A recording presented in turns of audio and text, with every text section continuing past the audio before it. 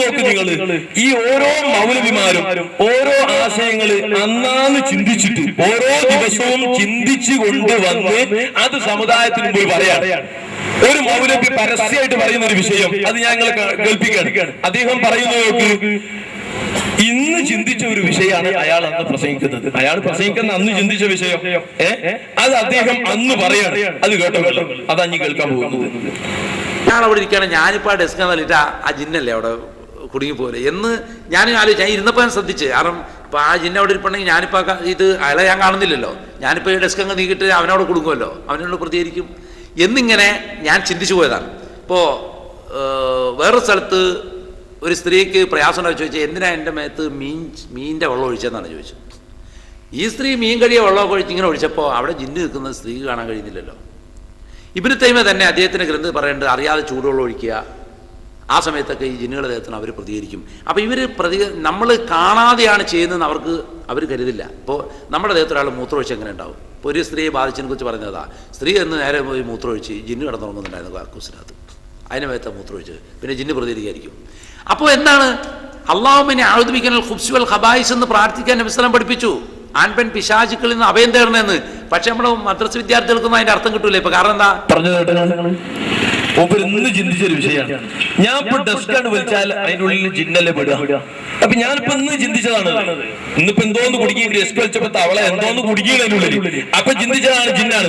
എന്നിട്ട് പറയുന്ന നോക്ക്, മുജാഹിദിന്റെ നേരത്തെയുള്ള നിലപാട് എന്താണെന്ന് വിവരിച്ചല്ലോ നിങ്ങളോട്. മറഞ്ഞ മാർഗത്തിലൂടെ അള്ളാഹു അല്ലാത്ത ഒരാൾക്കും സഹായിക്കാനോ ഉപദ്രവിക്കാനോ കഴിയില്ല. അതാര് പ്രസംഗിക്കുന്നുണ്ട് അത് കേട്ടോ നിങ്ങള്. അതിനെ സംബന്ധിച്ച് വിശദമായി പ്രസംഗിക്കുന്ന ഒരു പണ്ഡിതനെ കേട്ടോ. അപ്പൊ നിങ്ങൾക്ക് ഇത് കൂടുതൽ ബെറ്ററായി മനസ്സിലാവും. പടച്ചതമ്പുരാൻ നിശ്ചയിച്ച ഒരു ദുരന്തത്തിൽ നിന്ന് ആർക്കാണ് കാത്തുരക്ഷിക്കുവാൻ കഴിയുക? എന്റെ മകൾ മാനസിക രോഗം വന്ന് കഷ്ടപ്പെട്ട് പ്രയാസപ്പെടണമെന്നാണ് പടച്ചതമ്പുരാന്റെ നിശ്ചയമെങ്കിൽ, എന്റെ മകൻ വിഷമേറ്റ് മരണപ്പെടണമെന്നാണ് റബ്ബിന്റെ നിശ്ചയമെങ്കിൽ, എന്റെ കച്ചവടം കടം വന്ന് നഷ്ടത്തിൽ നിന്ന് നഷ്ടത്തിലേക്ക് കൂപ്പുകുത്തി ഞാൻ പ്രയാസപ്പെടണം, പരീക്ഷണങ്ങളിലൂടെ മുന്നോട്ടേക്ക് പോകണം എന്നാണ് പടച്ചതമ്പുരാന്റെ നിശ്ചയമെങ്കിൽ, പ്രിയപ്പെട്ടവരെ, ഏത് ശൈഖിനാണ് എന്നെ രക്ഷിക്കുവാൻ കഴിയുക? ഏത് തങ്ങൾക്കാണ് എന്നെ രക്ഷിക്കുവാൻ കഴിയുക? ഏത് മുസ്ലിയാർ എഴുതി തരുന്ന തകിടിനാണ്, പിഞ്ഞാണത്തിനാണ്, ഉറുക്കിനാണ് എനിക്ക് രക്ഷ നൽകുവാൻ കഴിയുക? തീർച്ചയായും ഇല്ല എന്ന തിരിച്ചറിവ്. അപ്പോ അള്ളാഹു നിശ്ചയിച്ച ഒരു അപകടത്തിൽ നിന്ന് അതിൽ നിന്ന് ആർക്കാണ് രക്ഷപ്പെടുത്താൻ കഴിയുക? നേരത്തെ നിങ്ങൾ കേട്ടില്ലേ, വാഹനാപകടത്തിൽ നിന്ന് ജിന്നുകൾക്ക് രക്ഷപ്പെടുത്താൻ കഴിയുന്നു. ഉപകാരം ആർക്ക് ചെയ്യാൻ കഴിയും?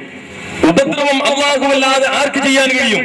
ഡോക്ടർ സുബൈർ നേരത്തെ പ്രസംഗിച്ചതോ, അദ്ദേഹം പറഞ്ഞതോ, മീൻ വെള്ളം, മത്സ്യം കഴുകിയ വെള്ളം ഒരു സ്ത്രീ ജിന്നിന്റെ മേലെ ഒഴിച്ചു. ഒരു സ്ഥലത്തേക്കാണ് ഒഴിച്ചു. അവിടെ ജിന്ന് കിടന്നുണ്ടായിരുന്നു. അതിൽ ജിന്ന് പ്രതികരിച്ചു.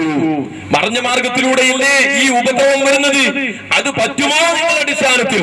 അല്ലാഹുവല്ലാത്ത ഒരാൾക്ക് അത് പാടില്ല എന്നല്ലേ, അത് കഴിയില്ല എന്നല്ലേ നിങ്ങളുടെ വാദം? ഒരു സ്ഥലത്ത് ഒരു സ്ത്രീക്ക് പറ്റിയ